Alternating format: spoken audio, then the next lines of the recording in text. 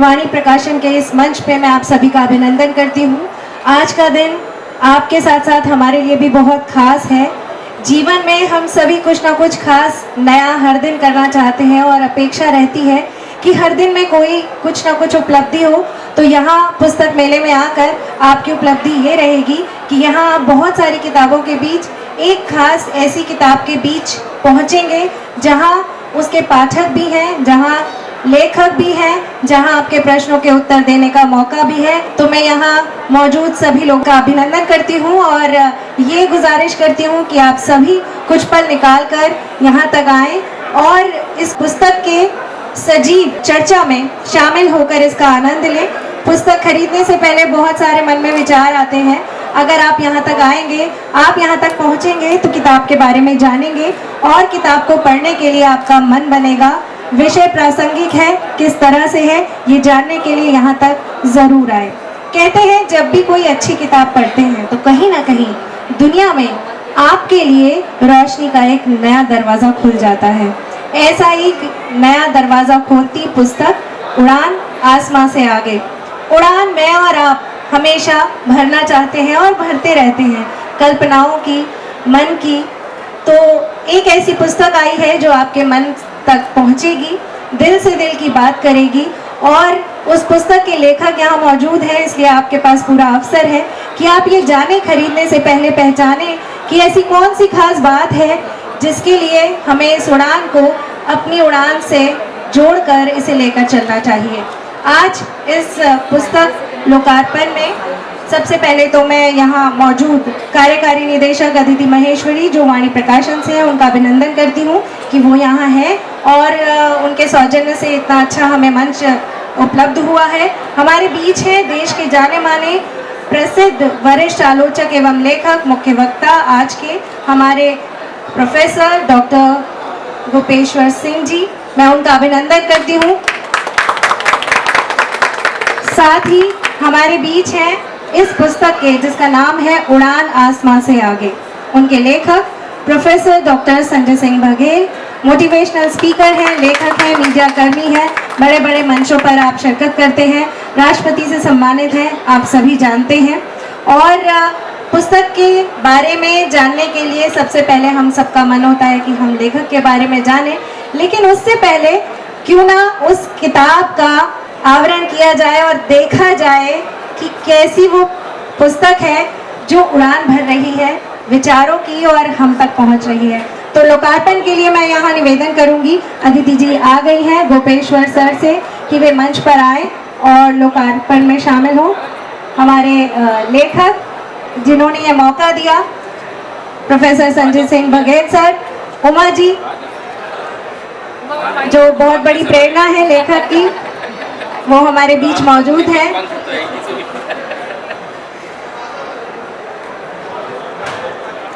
अरुण जी अगर वक्त हो तो आप भी आइए। अरुण महेश्वरी सर, मैं निवेदन करूंगी यहाँ मौजूद सभी लोग तालियों के माध्यम से इस पल को खास बनाएं। And managing director Arun Maheshwari ji, Vani Prakashan, आपका स्वागत है।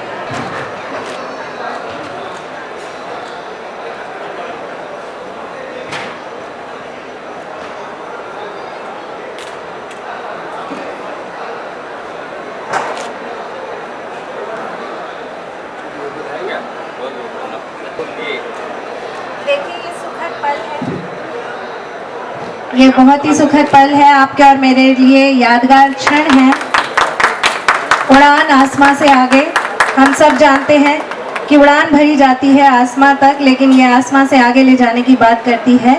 तो क्या कुछ खास होगा इस पुस्तक में, आज जानने का हम सबको मौका मिलेगा क्योंकि हम जुड़ रहे हैं सीधे लेखक से और एक खास पाठक से जो देश और दुनिया में अपने विचारों से जाने जाते हैं।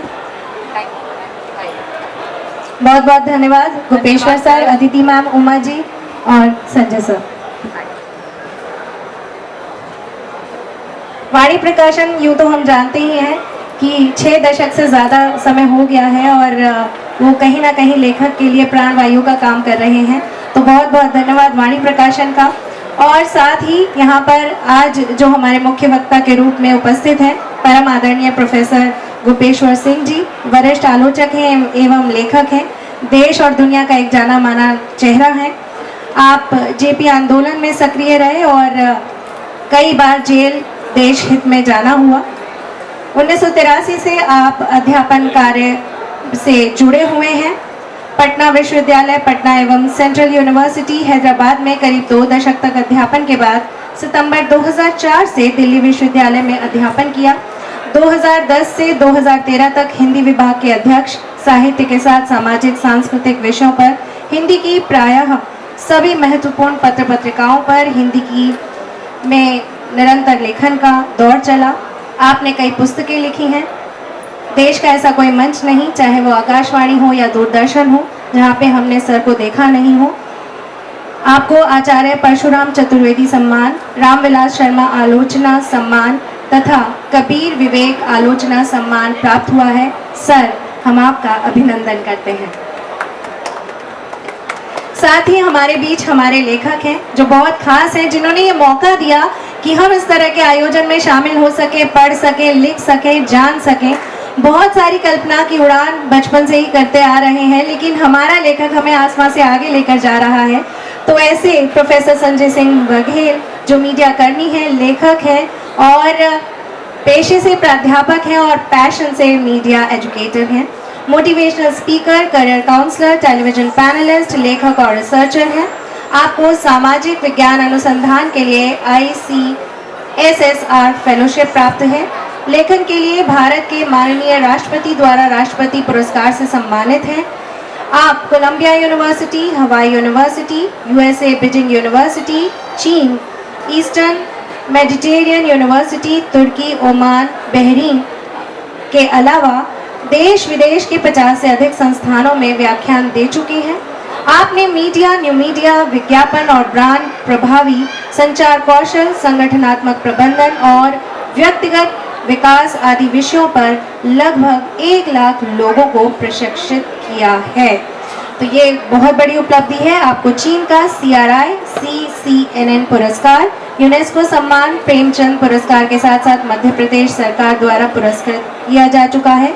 अब तक आपकी 8 पुस्तकें प्रकाशित हो चुकी हैं। आप उड़ान फाउंडेशन और centre for training and development के फाउंडर डायरेक्टर हैं। सर, आपकी पुस्तक हमारे लिए बहुत ही खास है और बहुत ही खास रहेगी नए लोगों के लिए। बल्कि किताब पढ़ने के बाद तो मुझे लगता है ऐसा कोई वर्ग नहीं बचा जिसको आपने कहीं ना कहीं छोड़ा हो। तो यहाँ मौजूद लोग भी जानना चाहते होंगे किताब के बारे में। किताब वाणी प्रकाशन में मौजूद है, आप खरीद सकते हैं, लेकिन खरीदने से पहले ये बहुत आपका मन होगा कि ऐसी एक किताब जो टाइटल से बहुत अच्छी लग रही है लेकिन अंदर क्या है। तो अंदर क्या है जानने के लिए यहाँ तक आए, सुने।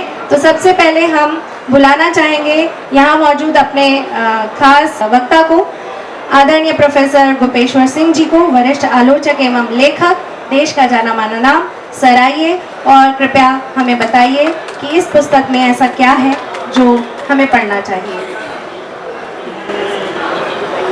प्रोफेसर डॉक्टर संजय सिंह बघेल और साथियों, प्रोफेसर बघेल को मेरी हार्दिक बधाई।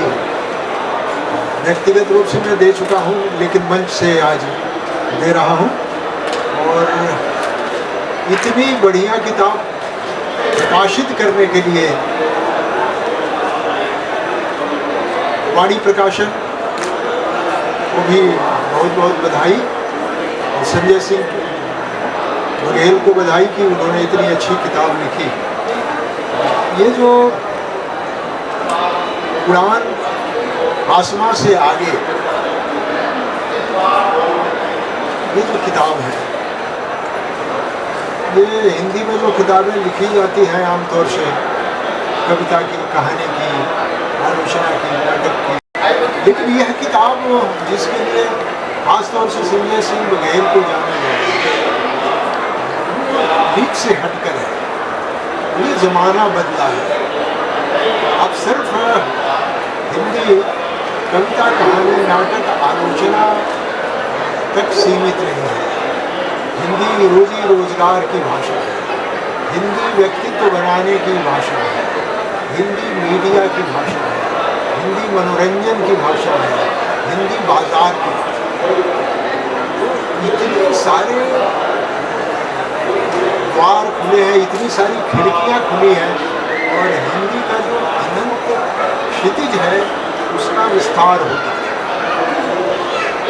इसको समझने के लिए जो नई नई पुस्तकें चाहिए और जो नए नए लोग चाहिए, वो हिंदी में न के बराबर। इस अभाव की पूर्ति जिन लोगों ने की है उसमें से एक बड़ा नाम संजय सिंह बघेल।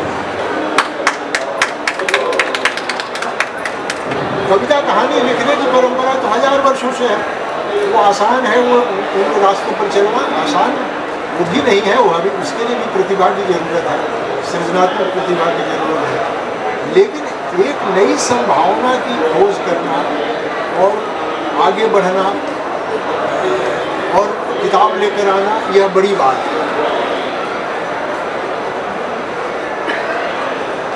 इस किताब के माध्यम से एक तरह से व्यक्ति अपने आप से कैसे साक्षात्कार करे, और अपने आप से साक्षात्कार करने का मतलब है कि अपने भीतर की संभावनाओं को वो पढ़ सके, देख सके,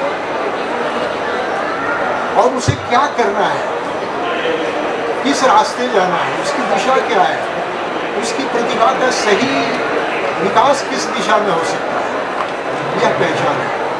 हम लोग आम तौर से जीवन भर समझ नहीं पाते हैं कि हमें करना क्या है। हमारी सही पहचान किस फील्ड में हो सकती है, किस क्षेत्र में हो सकती है, कौन सी विधा मेरे लिए सबसे उपयुक्त है, कौन सा काम मेरे लिए सबसे उपयुक्त है। मैं अच्छा खिलाड़ी बन सकता हूँ, तो अच्छा गायक बन सकता हूँ, तो अच्छा पेंटर बन सकता हूँ, अच्छा वक्ता बन सकता हूँ, अच्छा अभिनेता बन सकता हूँ। उसके लिए ये हम खुद ही नहीं समझ पाते, अपनी प्रतिभा को नहीं पहचानते। तो अपने भीतर छिपी प्रतिभा को कैसे पहचानें, अपना अध्ययन कैसे करें, और कैसे इस रास्ते आगे बढ़ें।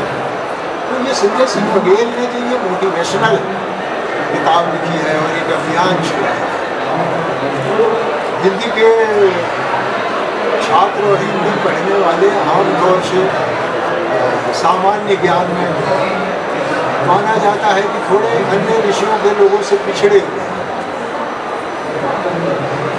उनको काफ़ी अद्यतन करने का और उनको नए रास्ते पर आगे दौड़ाने का और नया रास्ता चुनने का उद्यम करने वाली एक किताब है। और इस किताब को लिखने वाले लेखक आज हमारे सामने है और इस किताब का लोकार्पण हो रहा है। इस किताब में संजय सिंह बघेल ने टॉल्स्टॉय को कोट किया और कहा है कि ये kingdom of God within you, ईश्वर का राज्य तुम्हारे भीतर ही है। इसका मतलब है कि सब कुछ तुम्हारे भीतर है। तो ये तो टॉल्स्टॉय ने कहा है, लेकिन हमारे अपने कवियों ने, हमारी अपनी परंपरा में कबीर तो कहते हैं कि तेरा साई तुझ में जाग सके तो जाग, तुम्हारे भीतर ही है तेरा साई। और फिर वो कहते हैं कि भागो न जा रे न जा, तेरी काया में मिल जाए, तुम्हारे भीतर ही, बाहर भटकने की जरूरत है। तो यह किताब बताती है कि कैसे आत्म साक्षात्कार करें, आत्मावलोकन करें, और कैसे अपनी प्रतिभा को पहचान कर उस रास्ते आगे बढ़ें। इस किताब में बहुत दिलचस्प है कि छोटी छोटी कहानियाँ, छोटे छोटे प्रसंग ये देते हुए संजय सिंह बघेल ने काफ़ी रोचक ढंग से मोटिवेट करने का रास्ता बतलाया। जिस तरह से प्रकाशित किया पुस्तक के बारे में हमें बहुत अच्छा लगा, और मुझे लगता है, उम्मीद है कि यहाँ जितने भी लोग हैं मौजूद हैं जो इस किताब के टाइटल को देख रहे होंगे, टाइटल को देखने के बाद मन में ज़रूर आएगा कि हाँ, एक ऐसी उड़ान मेरे हाथ में भी होनी चाहिए जो मुझे आसमां तक नहीं, उससे भी आगे ले जाएगी। जैसा कि अभी गोपेश्वर सर ने बताया कि ये हिंदी के क्षेत्र में संभावनाओं की नई उड़ान है, तो ज़रूर इस किताब पर ध्यान दिया जाए। और हम सभी का बड़ा मन है कि हम उस लेखक से मिलें जिसने हमें इस चर्चा का मौका दिया है, जिन्होंने हमें इतने अच्छे टाइटल के साथ जोड़ा है, जिसमें बहुत कुछ है, अभी सर ने बताया, मार्गदर्शन किया। तो सर, मैं निवेदन करती हूँ कि आप आएँ और किताब के बारे में कुछ बताएं, और साथ ही साथ मैं बीच में आपसे कुछ प्रश्न पूछती रहूँगी जो मेरे मन में चल रहे हैं, लेकिन पहले पुस्तक के बारे में। स्वागत है सर, और आपकी तालियाँ।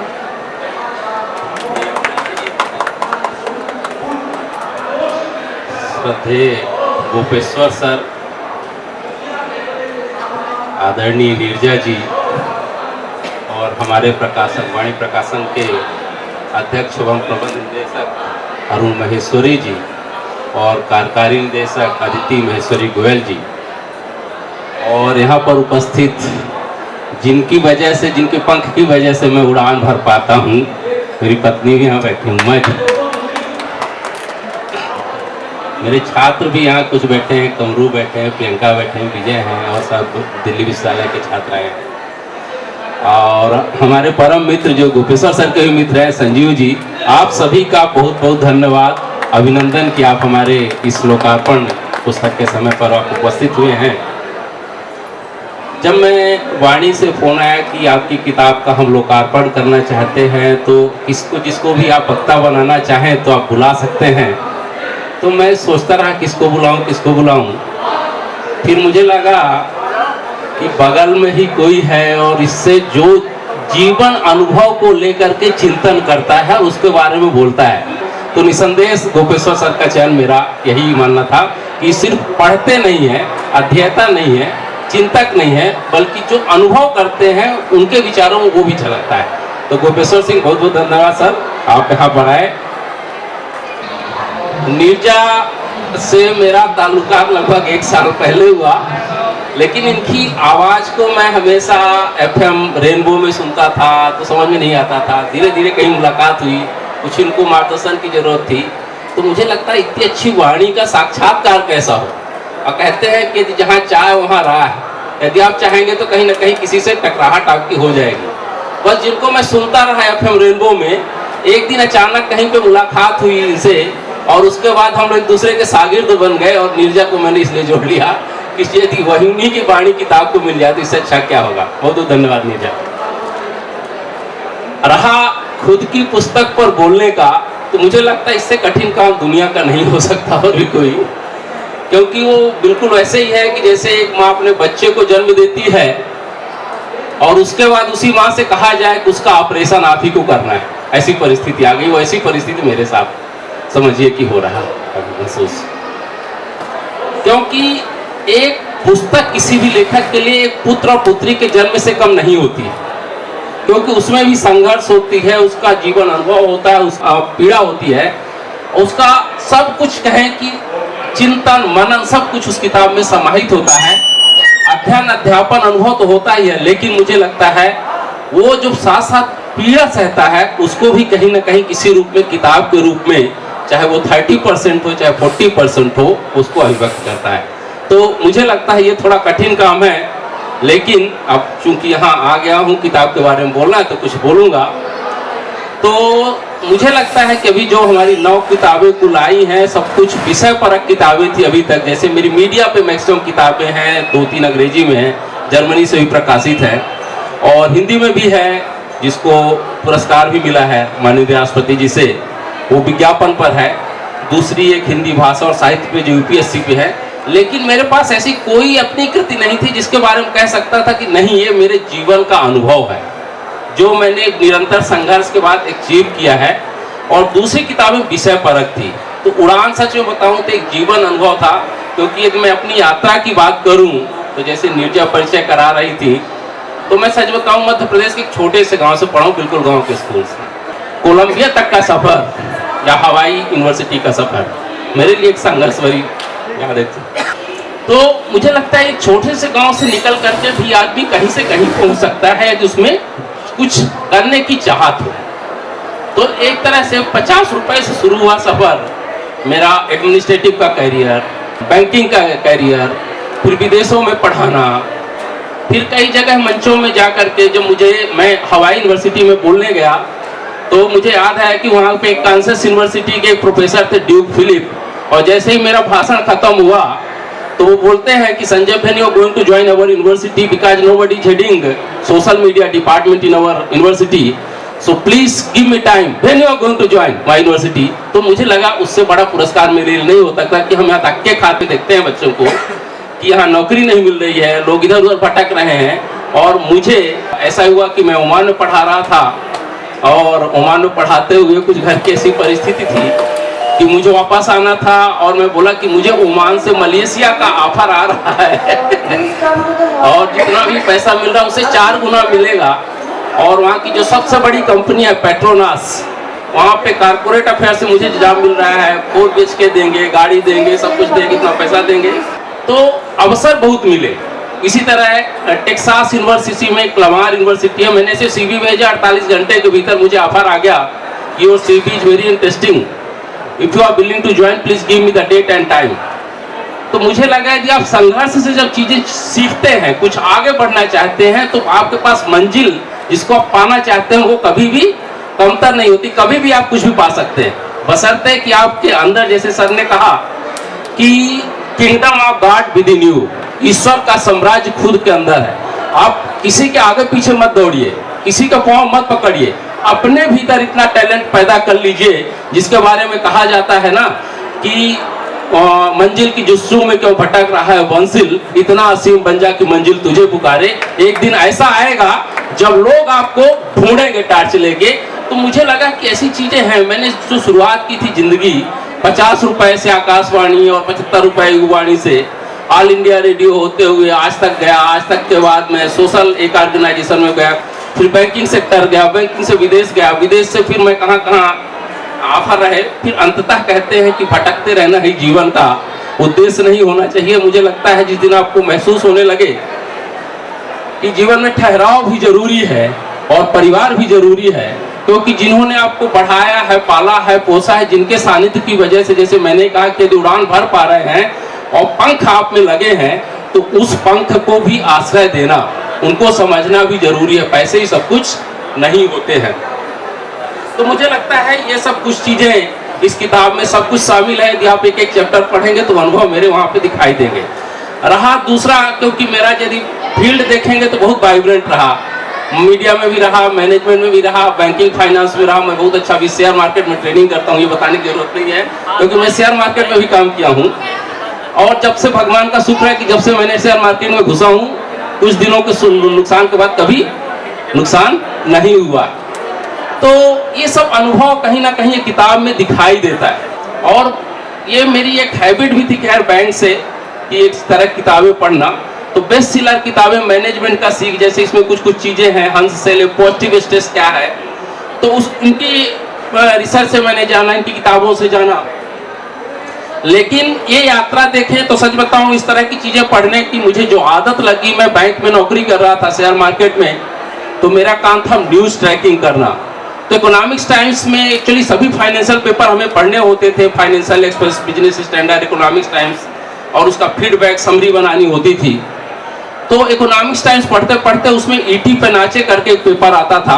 मुझे लगता है हिंदी का कोई पेपर उतना दम नहीं है जो उस तरह का पेपर निकाले और उस तरह की चीजें निकाल कर लाए। तो मुझे बहुत अट्रैक्ट करता था और मैं उसका इंतजार करता था कि उस तरह का आर्टिकल हिंदी में क्यों नहीं आता है। फिर जो बेस्ट सेलर में दुनिया का वहां से पढ़ना चालू किया 2000 से, तो मुझे लगा कि ऐसा कोई है नहीं कि जो सिर्फ थ्योरी नहीं, अनुभव भी बताए, अपने संघर्ष को उसके साथ जोड़े। तो एक बड़ी प्रेरणा मुझे इकोनॉमिक्स टाइम्स से मिली उस लेखक से। फिर एक बाइक ने किताब लाई अभी बीच में, जो इसमें आपने एक्सपेरिमेंट देखा होगा बीच में समरी देने का। तीनों ने बोला कि इस तरह की किताबें जनरली किसी भी अंग्रेजी किताब में भी एक्सपेरिमेंट नहीं किया गया है। तो एक किताब और मुझे देखने को मिली, सारा कादिर की लाइफ लिटिल लेसन। तो मुझे लगा कि क्यों ना इसका एक्सपेरिमेंट किया जाए। तो उससे मुझे प्रेरणा मिली कि हिंदी में इस तरह तो कोई एक्सपेरिमेंट हुआ ही नहीं अभी तक। जैसे सर बता रहे थे, कविता, कहानी, उपन्यास और आदिकाल, भक्तिकाल से आगे लोग पढ़ ही नहीं रहे। हिंदी का आदमी यदि मार्केटिंग में जाता है, शेयर मार्केट में जाता है, विदेशों में जाता है, कोलंबिया बुलाती है, हवाई बुलाती है, तो कहीं ना कहीं तो कुछ ना कुछ होगा। और जो बुलाता है बार बार रिपीट करता है, तो इसका मतलब कुछ ना कुछ हम दे कर आ रहे हैं उनको। एक तीसरा जो मोटिवेशन का फैक्टर रहा, यदि आप लोग को मौका मिले तो जरूर देखिए, ग्रेट आइडिया ग्रेट लाइफ करके एक चैनल है, वो इतना बढ़िया डीपली रिसर्च करता है और उसके बाद समरी देता है।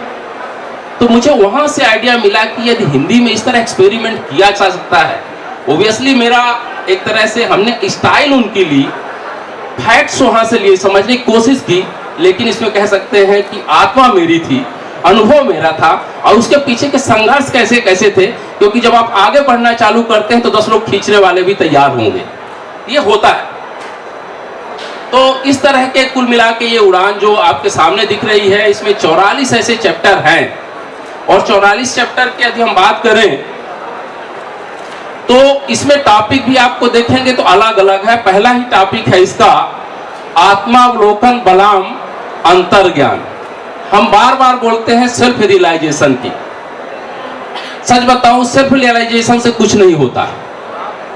यदि आपको पता चल जाए हम ये करते हैं, ये करने के बाद ये टीचर बनेंगे, सिर्फ सोच लेने से आप टीचर नहीं बनेंगे, सोच लेने से आप प्रोफेसर नहीं बनेंगे, सोच लेने से आईएएस आप नहीं बनेंगे। जब तक आप अपने अंदर की सच्चाई बताएं कि ताकत को नहीं समझेंगे, जिसको हम बोलते हैं बेसिकली यहाँ हमने क्या बोला कि सेल्फ रियलाइजेशन नहीं, सेल्फ एक्चुअलाइजेशन की जरूरत होती है। आप में एक्चुअल में क्या है, जिस दिन आपको ये पता चल जाता है और एक्चुअल में जो है उसके हिसाब से जिस दिन आप प्रयास चालू कर देते हैं, उस दिन हम कहते हैं कि दुनिया की कोई भी चीज आप हासिल कर सकते हैं। जैसे यहाँ पे मैंने ये पहला ही जो चैप्टर है, हाँ मैंने स्टार्ट किया है इसका कि एक कहानी से स्टार्ट किया है, छोटा सा बस कहानी का है कि एक फकीर के पास 3 व्यक्ति जाते हैं और बोलते हैं कि ये जीवन का सच क्या है। तो वो बोलता है, फकीर बोलते हैं कि जीवन के सच की जानना की यात्रा पे निकलो, तो इससे बेहतर है कि पहली बार तुम जो है ना ये 3 कबूतर देता हो, इसको जाके गर्दन मरोड़ दो, और ऐसी जगह देखना गर्दन मरोड़ना जहाँ कोई ना देख रहा हो। तो पहला व्यक्ति जाता है और जब देखता है कि दाएं बाएं कोई नहीं आ रहा, गर्दन मरोड़ी, कबूतर लाके गुरुजी के हाथ में, फकीर के हाथ में दे दिया। दूसरा व्यक्ति जाता है और देखता है कि अभी कहीं से ना कहीं तो ऊपर से झांक ले, नीचे से झांक ले, दिन है, कहीं ना कहीं से कोई आ सकता है गर्दन मरोड़ते हुए। तो वो क्या कहता है, रात का इंतजार करता है, और रात तक इंतजार करता है। जब रात आती है, एक अंधेरे कोने में जाता है, गर्दन मरोड़ता है और गुरुजी को दे देता है। एक तीसरा युवक है जो जब भी गर्दन मरोड़ने की कोशिश करता है, कुछ ना कुछ को ख्याल आता है कि दिन में कहीं ना कहीं कोई झांकेगा, रात में जाएंगे तो जैसे ही रात में गर्दन कबूतर की मरोड़ने की कोशिश करता है तो कबूतर की आंखें उसको चमक रही है। तो बोलता है, गुरुजी ने बोला था कि जहां पर कोई ना देख रहा है तो कबूतर ही देख रहा है जिसकी मैं गर्दन मरोड़ने जा रहा हूं। तो कुएं के अंधेरे में जाता है, उस कबूतर के आंख में पट्टी बांध देता है कि अब कबूतर नहीं देखेगा। कुएं के अतल गहराइयों में जाने के बाद भी वो देखता है कि जैसे ही गर्दन मरोड़ने की कोशिश करता है, फिर विचार उसके मन में आता है और वो फिर महसूस होता है कि यहाँ कबूतर के आंख में तो पट्टी बांध दी, अंधेरे में भी चला गया, लेकिन यहाँ मैं स्वयं देख रहा हूं। तो जिस दिन वो कहते हैं कि हम कितने भी अतल गहराइयों के भीतर चले जाएं, लेकिन एक व्यक्ति है जो अपने आप को स्वयं देख रहा होता है, वो हम स्वयं है, जिसको हम बोलते हैं kingdom of God within you. जिस दिन आप अपने आप को देख लें, कितनी भी गहनता अंधकार में चले जाएं, जिस दिन आप अपने आप को देखना चालू कर देते हैं, सच में उसी दिन आपकी जीवन यात्रा शुरू हो जाती है। इस तरह बहुत सारे इसमें चैप्टर हैं। जैसे फिर इसमें है कि समय प्रबंधन कैसे करें, 24 घंटे को 36 घंटे में कैसे बदलें, क्योंकि कुछ लोगों की शिकायत होती समय नहीं मिलता है। स्कूल स्मार्ट नहीं, स्ट्रीट स्मार्ट बने, सफलता के 3 सूत्र। स्टीव जॉब्स और आध्यात्मिकता। स्टीव जॉब्स जो एप्पल के इतने बड़े मालिक हैं, उसमें पूरी कहानी बताई गई है कि जो नीम करौली नैनीताल नहीं आते तो शायद वो स्टीव जॉब्स जैसे एप्पल जैसे कंपनी नहीं बना पाते। तो ऐसी बहुत सारी है। अमिताभ बच्चन के जीवन में जब 400 करोड़ ABCL उन्होंने बनाया और घाटे में आ गए तो उनको समझ में नहीं आ रहा था, फिर पिताजी उनके चले गए थे। तो उनको एक दिन कविता है कि पिताजी ने एक बार कविता सुनाई थी, मैं वो कविता सुना देता हूँ, शायद अच्छी लगी। देखिए मोटिवेशन कहाँ से मिल सकता है। तो उस समय उनको एक कविता याद है कि 400 करोड़ का घाटा, हमारे पास कोई काम नहीं है, जीवन यहीं पे खत्म हो जाएगा। तो उनकी वो कविता याद आई, मदिरा ले जाने को घर से चला है पीने वाला, किस्मत से जाऊं उस मंजस में है भोला भाला, अलग अलग पथ बतलाते सब पर मैं यह पथ बतलाता हूँ, एक राह तू पकड़ चला चल पा जाएगा मधुशाला। ये मधुशाला क्या है? ये जीवन का लक्ष्य है। यदि आप रास्ता बना लिए, आप चलना प्रारंभ कर दिए। और जिस दिन उनको एक कविता समझ में आई, पिताजी की सीख समझ में आई, उन्होंने कहा कि हम जो जलसा, जिस घर को बेच चुके थे, गिरवी रख चुके थे, भगवान को प्रणाम किया और सीधे सूरज इनका चोपड़ा साहब का घर था और वहां पे जाके भगवान को प्रणाम किया, पूजा करने के बाद और सीधे गया कि मेरे पास कोई काम नहीं है, मुझे कोई काम दे दीजिए, क्योंकि मेरे जीवन का लक्ष्य है फिर से पटरी को अपने जीवन में लाना। और वो गए और उस समय वो मोहब्बतें बना रहे थे कि बोला कि हमें एक तेज तर्रार प्रिंसिपल की जरूरत है, यदि तुम कर सके तो आ जाओ। और इस तरह उनको मोहब्बतें मिली और उसके बाद फिर जीवन पटरी पे आ गया। आज अमिताभ बच्चन 80 साल में जिस तरह ठुमके लगाते हैं और कहते हैं चीनी कम है अभी जीवन में, थोड़ा इसको नमकीन भी चाहिए, तो आप कभी भी किसी भी समय किसी चीज में मोटिवेट हो सकते हैं। तो ऐसी बहुत सारी इस किताबों में आपको चीजें मिलेगी। ऐसी मेरे भी जीवन में बहुत चीजें आई। एक इसमें मिलेगा आपको 3 पत्ती, 3 दोस्त और 3 चालें। सच में 25 साल बाद हम लोग दोस्त मिलते हैं और कैसे एक सहपाठी ग्रुप व्हाट्सएप में, ये रियल स्टोरी है। और जब मैं देखता हूँ कि उसमें से कहाँ लोग हैं, एक कंपनी का मालिक है, एक पूरा 20,000 के लोगों को मोटिवेट करता है, मतलब HR हेड है, एक मैं हूँ भटक करके मास्टर बन गया हूँ, शिक्षक बन गया हूँ, मुझे बहुत सुकून होता है। और अपने आप में सच बताऊँ, मुझे भी लगता है कि जो मैं ढूंढ रहा था वो मिल गया। तो कोई चीज कहीं ना कहीं आपको सुकून ढूंढना पड़ेगा जीवन यात्रा में। तो ये ऐसी बहुत सारी चीजें। फिर अभी बीच में कोरोना आया, जो लास्ट चैप्टर है इसमें, कोरोना आ रहे थे उस समय, स्वयं कोरोना में मैं सफर कर रहा था, उसी सामने वाले कमरे में था। और उसी लीकेस्ट हॉस्पिटल में जो प्रसिद्ध साहित्यकार है मंगलेश डबराल चले गए। मेरे घर एक घर छोड़ करके दूसरे पे हॉस्पिटल है। तो मुझे उस समय कुछ चीजें पढ़ता था बंद कमरे में, तो कुछ उनका मोटिवेशन था। लेकिन उसके पहले सच बताऊं, एक जीवटता थी, कहीं ना कहीं जिजीविसा थी कि कुछ भी करके मुझे ऊपर जाने पहले किताब पूरी करनी है, उड़ान। और वही सोच कर मैं लैपटॉप लेके लिखता रहता था। और कहते हैं कि उम्मीद यदि आपके भीतर है तो दुनिया कभी भी किसी भी तरह की परिस्थिति है आपका बाल बांका नहीं कर सकती है। तो उड़ान उसकी देन है, इस कोरोना की देन है, इस लॉकडाउन की देन है जो मैं लिख पाया। तो अंततः ऐसी बहुत सारी इसमें कहानियां हैं, समय नहीं है होता, क्योंकि सवाल जवाब भी मैं चाहूंगा कुछ लोग आप यदि पूछना चाहें तो पूछ लें। लेकिन कुल मिला के जीवन का निष्कर्ष यही है कि यदि आपने अपने आप को पहचान लिया, जान लिया, तो हम कह सकते हैं अंत में 2 लाइनों के माध्यम से, चंदन है तो महकेगा आग में हो या आंचल में। यदि आपके अंदर टैलेंट है तो दुनिया की कोई भी ताकत कहीं भी आपको रोक सकती है, थोड़ा प्रतिरोध कर सकती है, थोड़ा आपको परेशान कर सकती है, लेकिन परास्त नहीं कर सकती। जो चाहिए आपको मिलेगा। बहुत बहुत धन्यवाद। उम्मीद है किताब के बारे में जानकर आपको भी बहुत सुखद लगा होगा। कहते हैं सूझे ना जब कोई निदान, पुस्तक से मिले समाधान। तो ये समाधान तक ले जाने वाली एक ऐसी पुस्तक है जो आपके जीवन की उड़ान को आसमान से आगे तक लेके जाएगी। आप इसे ज़रूर पढ़ें, अपने कमरे की लाइब्रेरी में इसको भी एक हिस्सा बनाएं। उम्मीद है कि आपके जीवन की बहुत सारी परेशानियां दूर होंगी। इसे पढ़ेंगे नहीं, इसे बार बार पढ़ेंगे।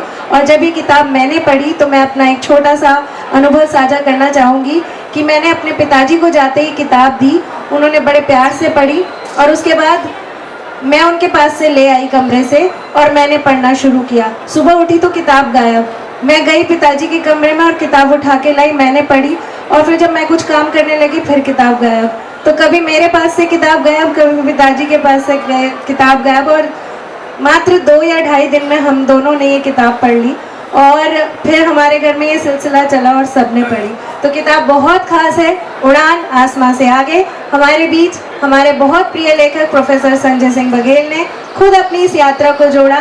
आप सब इस चर्चा में शामिल हुए, आप सबका बहुत बहुत आभार।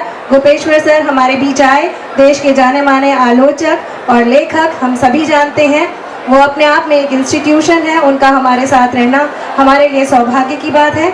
वाणी प्रकाशन का मैं बहुत बहुत धन्यवाद करती हूँ कि ये मंच दिया जिसके माध्यम से हम इस जीवंतता को आपके बीच रख सके। आप सब हमारे बीच आए, धन्यवाद, नमस्कार।